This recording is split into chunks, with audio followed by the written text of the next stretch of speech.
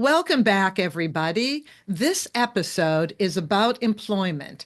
Employment is one of the three areas that this show hopes to change for the benefit of both the neurologically and physically challenged, as well as the employers.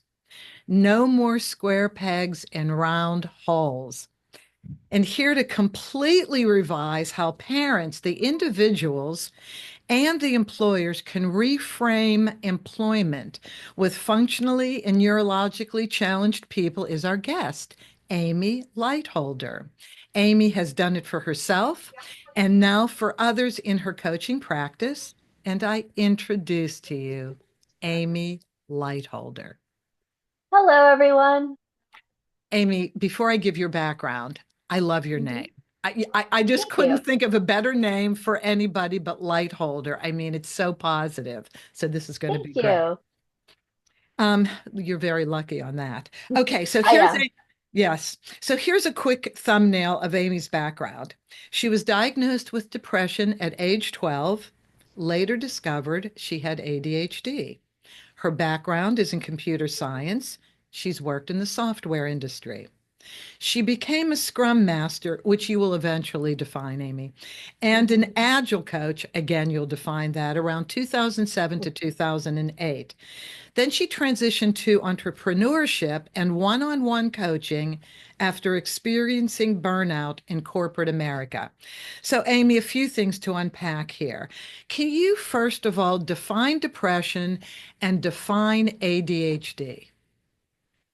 Well, if you ask me to define depression, Judith, I'm going to have a little bit of fun with the diagnosis.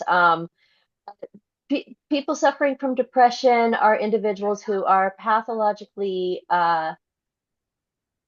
deficient in unreasonable optimism. There's been a bunch of studies showing that they actually do better predictions and that humans need to be slightly delusional in order to get through the world.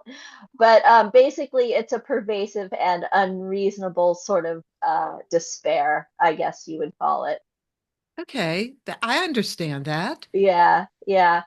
ADHD is short, the initials for attention hyper. Let's see, used to be called attention deficit disorder, and now it's attention deficit and hyperactive disorder. So, and there's several different kinds of it. There's an inattentive type. There's a hyperactive type. I have difficulty sitting still, so that makes me the hyperactive type.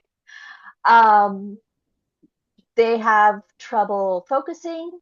Um, they have trouble, especially focusing on anything that's boring. They have a smaller working memory, which is a special type of short-term memory that you use to complete a task.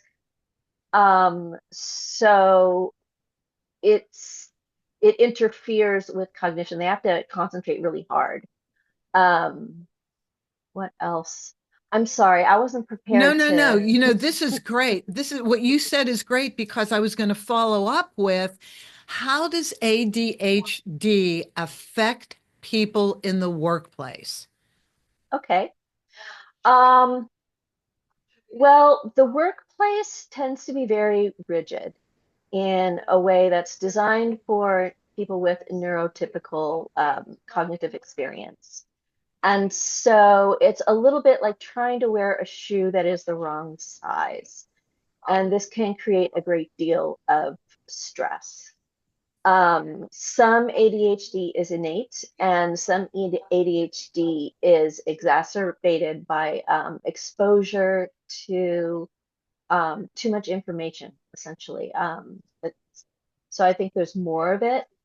And so you have all these people sitting in front of computers and expected to work in a very linear fashion, and it doesn't work for a lot of people. And so, people with ADHD often have difficulty completing tasks, showing up on time, not getting distracted or sidetracked. There can be difficulties with emotional regulation. And all of these things can make a typical workplace with its demanding pace and lack of flexibility very, very stressful to work in. And a lot of people will burn out. It's very common for people with ADHD or other forms of neurodiversity to have a spotty job history. I myself have never held a job for longer than 18 months in a row. Now, part of that is the tumult of the tech industry, but a lot of it was just, it was difficult for me to maintain to a particular schedule day after day after day after day. And this was back when you were going, everybody went to an office. Um, I did a lot better with a job that I got right out of college, which was remote and it wasn't full time. So if I had a bad day, like my energy is very variable. I have to make a lot of allowances for, sometimes it's just not on. Like the first 2 days of this week, for whatever reason, it wasn't on, and I wasn't getting any work done. And so I have to plan my work strategy and my business strategy to accommodate um, unpredictable spells of um, just not being able to perform. Sometimes you need to lie down. Um, Understood. this, yeah, for this interview, I planned nothing else for the morning because I know that interviewing is going to take a lot out of me. So I don't try to do anything else. I stay for the interview, do the interview. If I have energy left over, I might do more work. If I don't have energy left over, I don't make it necessary to have energy left over after an interview. You just kind of work around it. This is really interesting, Amy, because I was fascinated when I first emailed you. Amy and Hmm. I had met in a group called Inclusive Leadership. I think it was the first week I was there. Anyway, as we were introducing ourselves, Amy introduced herself, I believe, with ADHD. And I said, I got to call her. I got to call her for this show. And what you did was kind of exactly what you described. You explained to me how I needed to contact you so you would be Hmm. ready to talk with me. You said, Judy, in an email, don't just call Hmm. me. I Yeah, need to know when you're going to call, when we're going to talk, what we're going to talk about. You really defined the terms. Could you speak a yeah, little bit more to that process, which is brilliant? yeah. Some people are okay with phone calls, but I usually don't get calls. And so a loud noise, a sudden, unexpected loud noise, can unsettle me. And I we have we have somewhat slower processing, and I'm not responding to calls all the time. Otherwise, I'd have a hack for it. Um, so I'll pick up the phone and I'm unprepared and it's very stressful. And I'm trying to figure out, okay, what is happening? Who is this? What's the purpose of this call? Like a lot of things that are intuitively, immediately grasped by other people. And ADHD slows down the processing of information. Um, and it interferes with my attention. But me figuring out socially what's about to happen and how I need to interact with it, that is an autism spectrum symptom. Okay. Hmm. Okay. So, because this discussion is about how we can put a square peg in a square hole, as opposed to a square peg in a round hole, you introduced me to the Agile methodologies Yes, as a work approach. Please explain that. sure. So Agile is a methodology for pursuing a goal under conditions of uncertainty and change. It was developed in the 90s to accommodate software development because computer science is a very young science. And because it's a young science, there's a lot of unknowns. It's also a very rapidly evolving science, so it's very tumultuous. And when people started to build software, they were trying to build software with traditional project management techniques, which in the software industry we call waterfall. You get your requirements, you do your planning, you execute your plan, you do your quality assurance, and then you release it to the customer. And that does not work with software, and it was very difficult to deliver software. So they started. Agile is instead of having this long arc. Okay, so here's your software development project. Instead of like, sort of like a bell curve or something like that, you have these loops of like almost mini projects. And at each loop, you're delivering a slice of full functionality.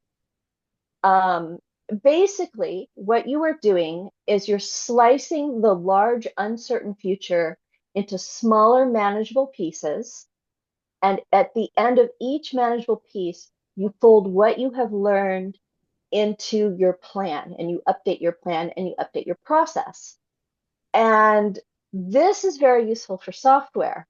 At the same time, okay, it's like the early 21st century, 2000, the introduction of information technology and the internet into ordinary people's lives sped the rate of change in the world up, especially in business.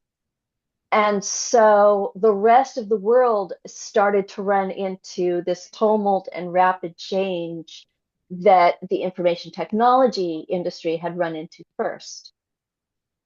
So, anyway, like around 2008, when I was going into it, we were consulting with businesses. You can apply Agile to business. It's that same iterative approach. And we were doing consulting, we were doing business consulting.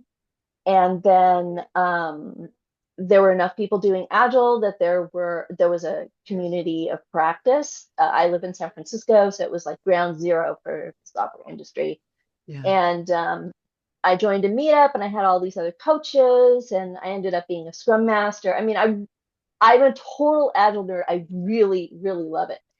And I wanted to be like the best Agile practitioner in the world, or that I could be. And so I used it for everything, like everything.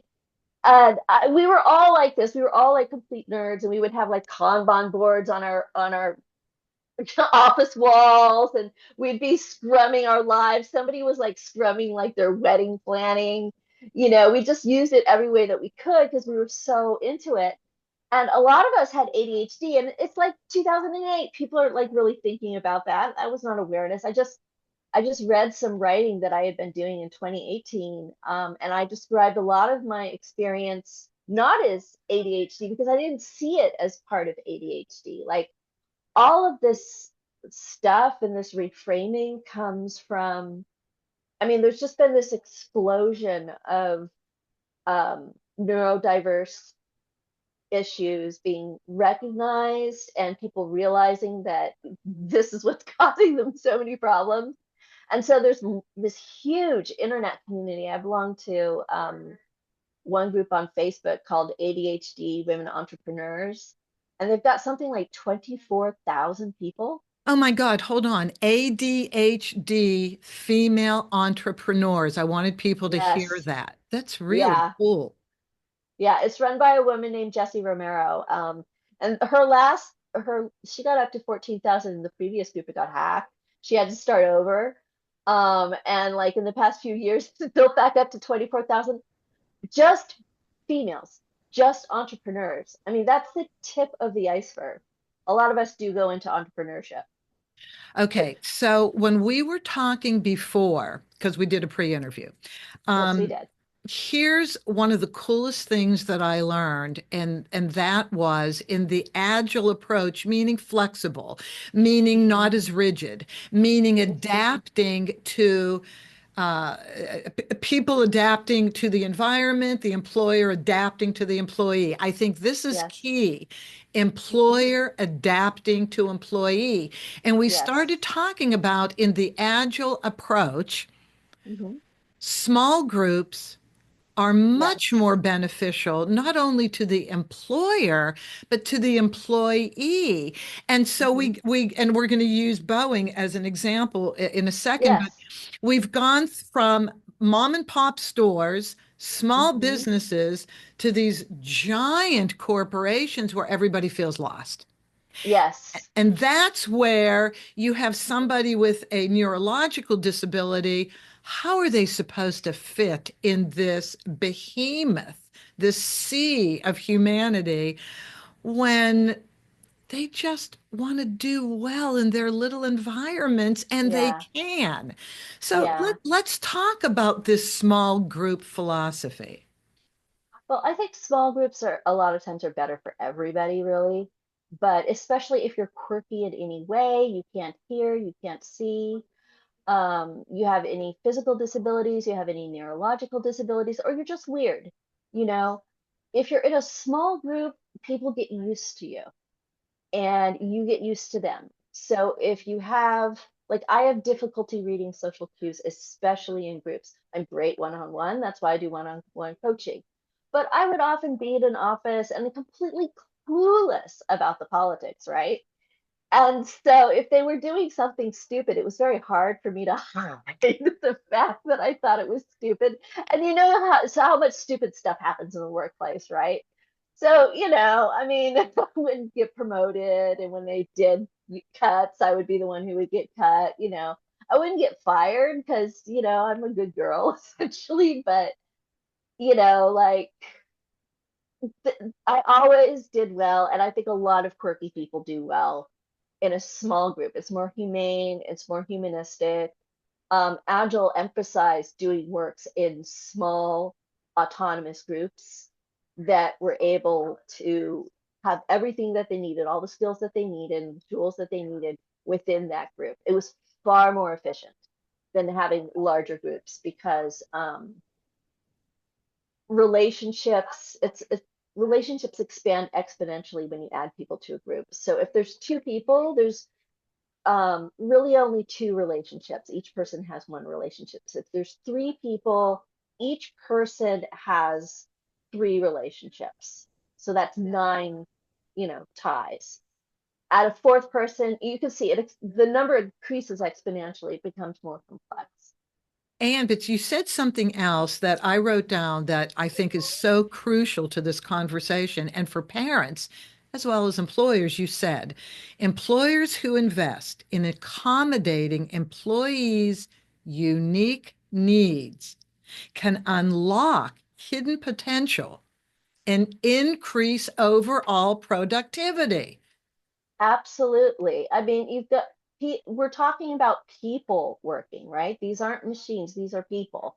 So if they find a good environment, especially if they're having difficulty fitting in already, they're devoted. Like, I've had a few good jobs, and once the stress of trying to cope was removed because I was in a good environment, I was far more productive. I mean, I'm a highly intelligent person. I can accomplish a lot of things. And if I don't have this overhead, and a lot of people who are quirky for whatever reason, they have this overhead trying to cope, to fit in, or to meet these benchmarks. If they don't have to worry about that, you are in effect taking a big chunk of work off of their desk and freeing up capacity for stuff that's probably has greater business value to you. Understood. That makes a lot of Mhm. sense. So, two things with this. I was explaining that Boeing, there's a Netflix documentary on Boeing, and before Boeing was bought by a publicly traded company, Boeing was still a large company, but and in the Seattle area, but within that large company, there were teams. There were small teams that worked on each plane, and everybody had a voice. Yeah. Everybody was respected. And I'm Hmm. sure, Amy, within these teams, you had some quirky people, right? But Yes. Everybody got the opportunity to do their work as they needed to do it, and then to vocalize their opinion about if their portion of the plane was ready to go, if all the safety factors were met and all of that. And so I've never forgotten that. So when you and I were talking, I said, I think Boeing is an excellent example because then when they Mhm. were bought by a publicly traded company, McDonnell Douglas, and I'm not slamming McDonnell Douglas, they did what a publicly traded company does. They Mhm. homogenized. Yes, they did. And no more small teams. Nobody gets a voice. And Yes. nobody, and the employer doesn't get the value of these Especially a hidden, small employer.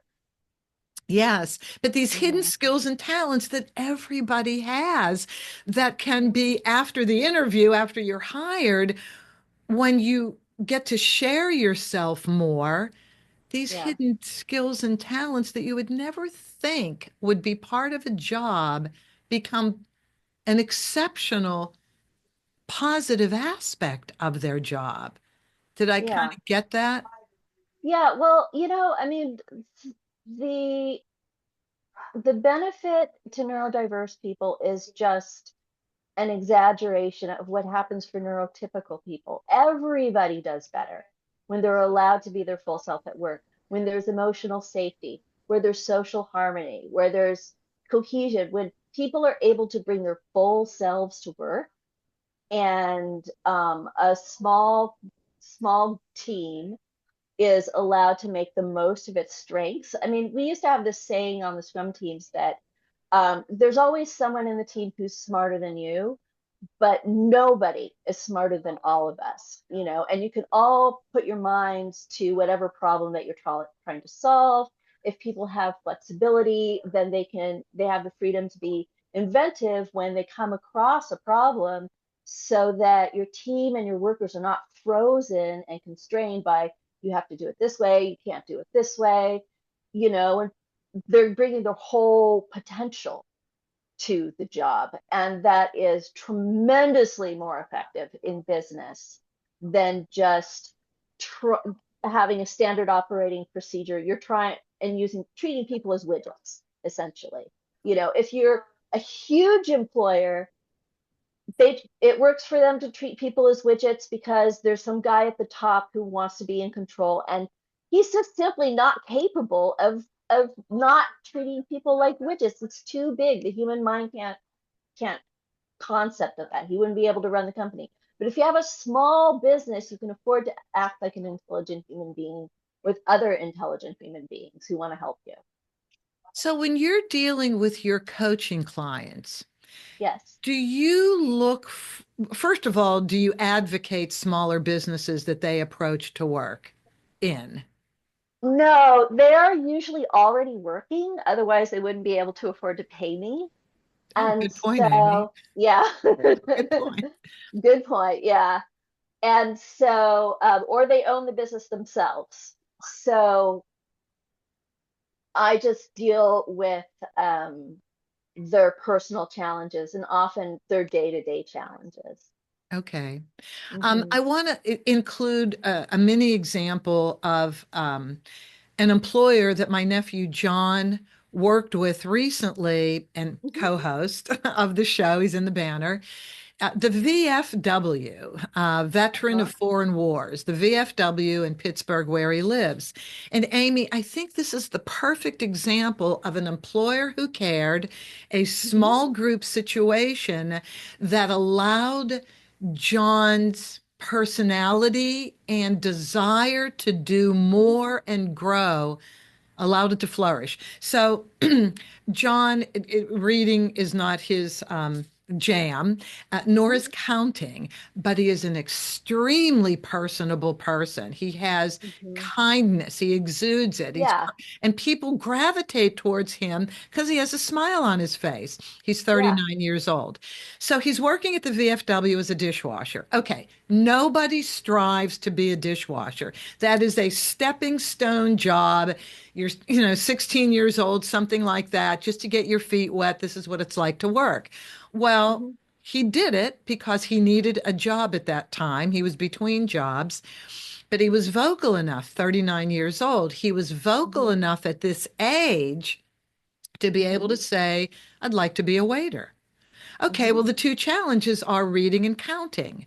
Yes. Nicole, the manager, Mm-hmm. went right outside the box. And she Mm-hmm. said, That's not a problem, John. Here's what I'm going to do for you. And what she Mm-hmm. did was she took the menu, and Mm-hmm. instead of writing words for the items, it was all pictures, Mm-hmm. laminated. Mm-hmm. So he could give this laminated menu to the customers at the table, and they would Right. check off the food items and put the number of items they wanted. John would Right. hand it to Nicole. She would key it into the register. Mm-hmm. When the food was ready, John would pick up the tray, bring it to the table, and he would allow the people to take their food off the table. Now, Yes. this is one of the coolest people I've ever met, employers. Uh-huh. Your Yeah. comment? If she essentially, with this small adjustment, unlocked a higher level of service for her business. Because you can always get another dishwasher. Finding a good waiter that your guests are super happy and have a pleasant experience is much more valuable. So she had the same guy, she made a couple of changes and she got an upgrade. I didn't even think about it that way. Yeah, he could do these things. There was a small block with with reading. Okay, he can't read, he can't count, but he can do all of the other waiter things. And he's not going to fly off and go to another restaurant. She can count Right, on him now, right? right. Oh my Yeah. gosh. And she You're was able to access his talent. If he's in the kitchen, none of his personality, his people skills are going to get used.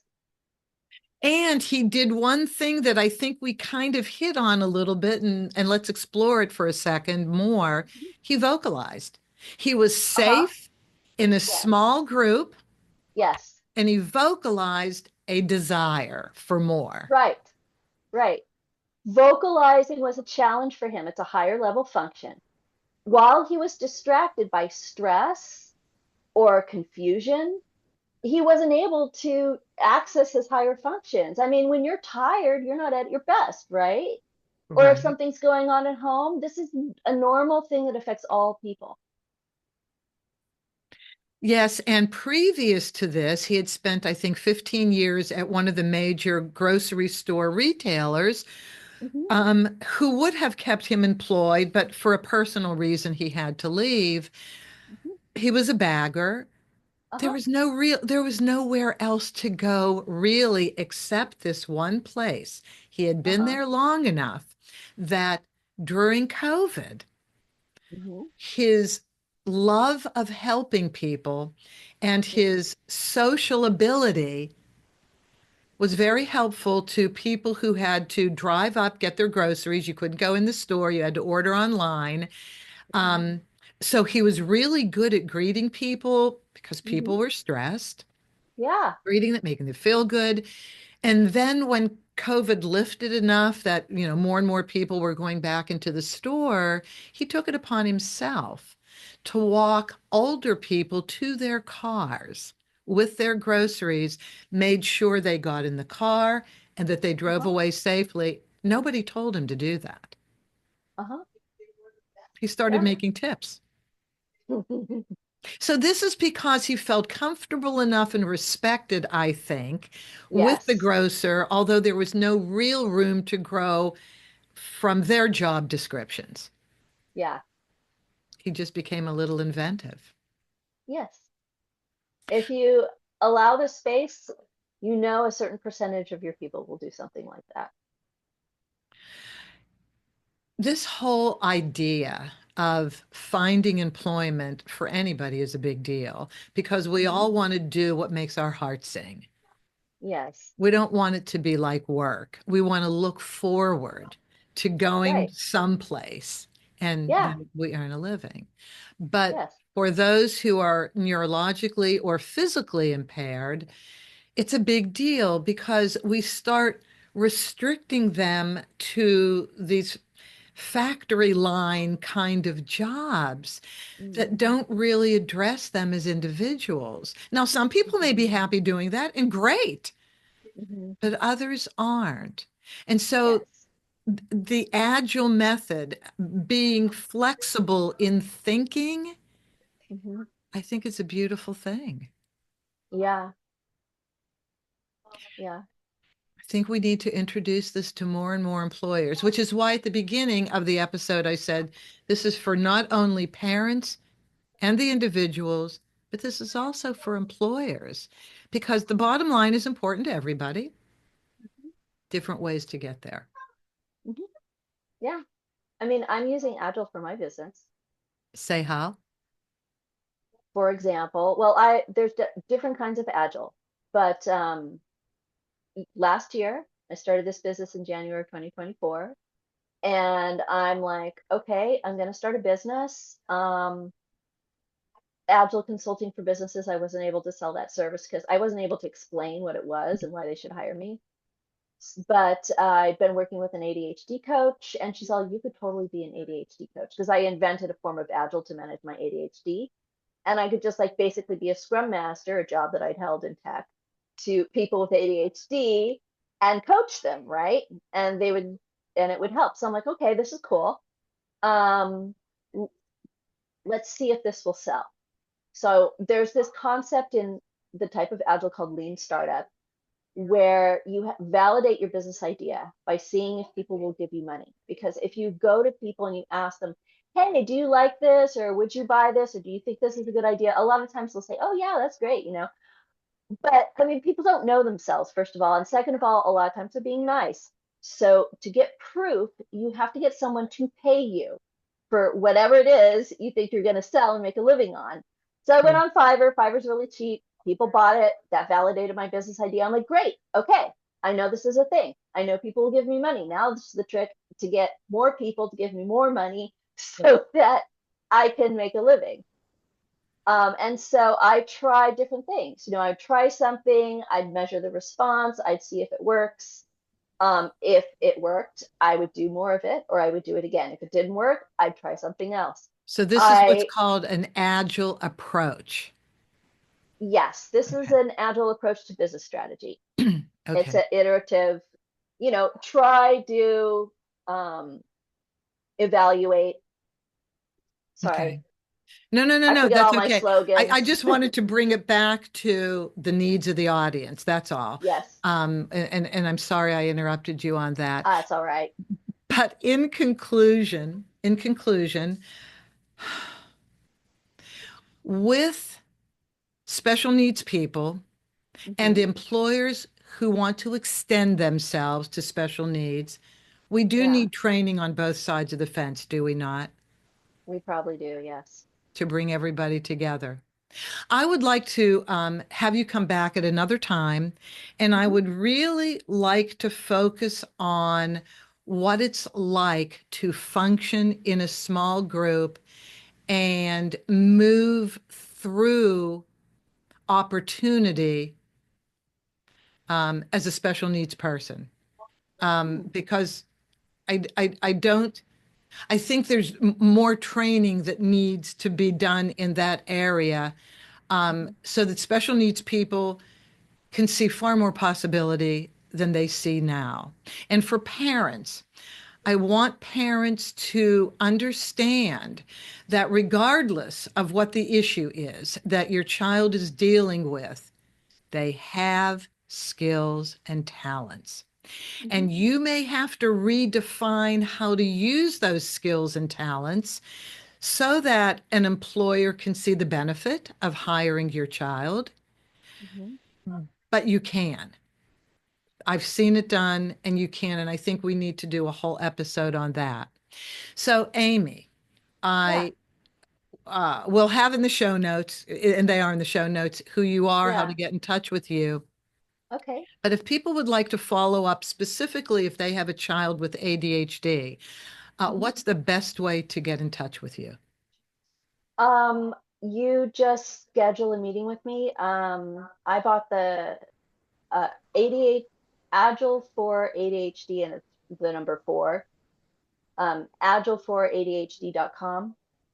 Um, you can reach me there. It says schedule me. I don't have my contact thing up, but if you like, I can send you the link so that they can We'll contact put me. everything in the show notes, Amy. We will. Okay, Thank you. Amy, thank sure. you. This has been great. You're I am welcome. so happy that I've You're met welcome. you. I am grateful. Likewise. Thank you. Grateful to Uh-huh. you for being here and giving us your time. And I look forward to more. Thank All you. right. Thank you for the opportunity, Judith. Have a good evening.